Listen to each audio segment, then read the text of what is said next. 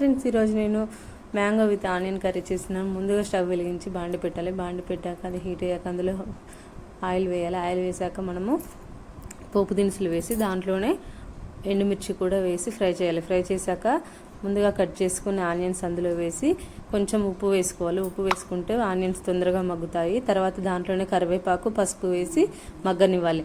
మగ్గాక మనము ముందుగా కట్ చేసుకున్న మామిడికాయ ముక్కలు దాంట్లో వేసి కొద్దిసేపు మనము సిమ్లో మూత పెట్టి ఉడకనివ్వాలి. ఉడికాక మనము అవి ముక్కలు ఉడికినాక ఉప్పు కారం వేసి కొత్తిమీరతో సర్వ్ చేసుకోవాలి. చాలా బాగుంటుంది ఫ్రెండ్స్. ఈ వీడియో మీకు నచ్చినట్లయితే లైక్ చేయండి, షేర్ చేయండి, సబ్స్క్రైబ్ చేయండి.